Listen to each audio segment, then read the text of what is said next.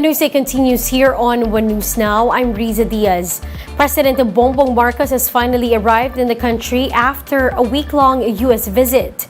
To give us more details, we have Joshua Camo. He's reporting to us live from the NAIA Terminal 2 in Pasay City. Josh, good morning. Can you tell us about the President's arrival?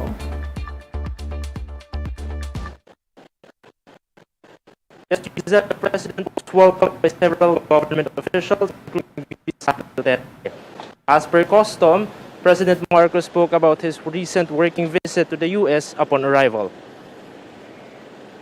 President Marcos arrived in NAIA past 6 a.m. earlier today, along with his delegation. He had a jam-packed week, speaking at the UN General Assembly and meeting with state leaders.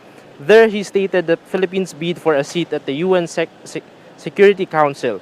Marcos Jr. also addressed pressing issues that require a united global action, including climate change. The President also met with world leaders, including U.S. President Joe Biden. The Chief Executive also led a discussion with business groups at the time to invest in the Philippines is now. Claimed that his recent visit was a success. We are now waiting for the specific details about the investment pledges and the President was able to bring back home. But the bigger news here is the reaffirmed and reinvigorated ties with the America, as we have seen in his sit-down meeting with President Biden. Riza? Thank you. That was Josh Camo reporting live from Pasay City. Meanwhile, OFWs are no longer required to wear full personal protective equipment when traveling to their country of destination. The POEA released an advisory following a directive from Migrant Worker Secretary Susan Ople. Ople said requiring OFWs to wear PPEs is misguided and oppressive. She added that vaccines, booster shots, and the wearing of face masks are enough to protect OFWs. It was learned in a Senate hearing that some recruitment agencies are still supposedly requiring OFWs to wear PPEs upon traveling abroad. Authorities have arrested the driver who ran over and abandoned a street sweeper in Parañaque on Saturday. The Southern Police District identified a suspect as Raymond Zaparain. CCTV footage showed the suspect running over an elderly street sweeper in Barangay BF Homes on Saturday. Now, instead of stopping to get help, the suspect instead fled the scene. The 63-year-old street sweeper was brought to the hospital for treatment after the incident. We'll be back with more stories after the break. Keep it here on One News.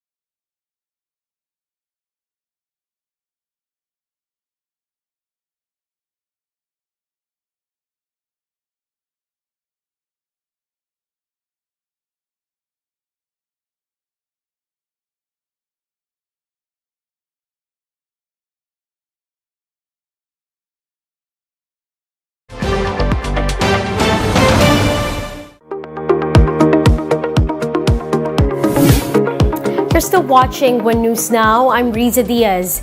Draft prospects are leaving Russia in droves after President Vladimir Putin announced partial military mobilization last week. The details in this Bloomberg Quick Take. Здравствуйте, ребята. На пару слов интервью.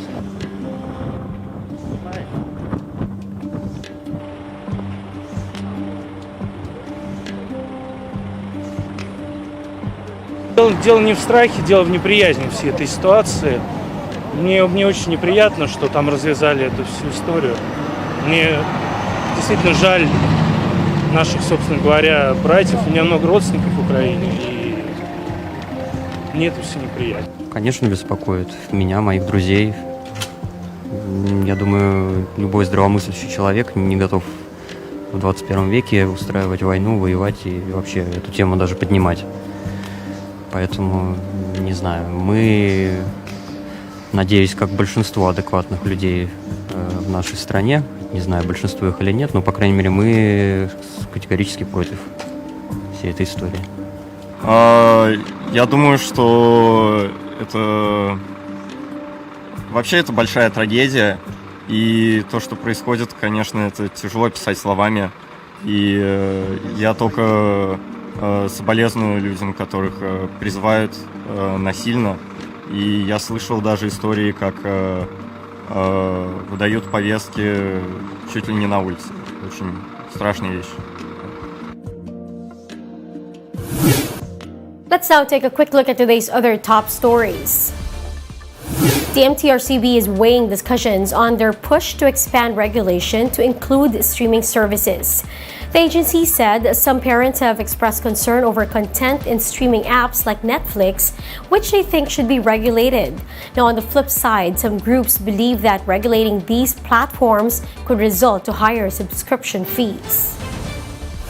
The Social Welfare Department has wrapped up its distribution of educational cash assistance. The department said over 500,000 indigent students were able to benefit from the program. And Carding has developed further into a super typhoon as it moves closer to Philippine landmass. Carding is expected to make landfall in Quezon or Aurora tonight. Moderate to heavy rain are expected in Isabela, Catanduanes, Polillo Islands, Camarines Norte, and Camarines Sur. And those are the top stories of the hour. Join us later at 10:15 in the morning as we continue to monitor the day's biggest stories. You can also catch One News on Signal Play app.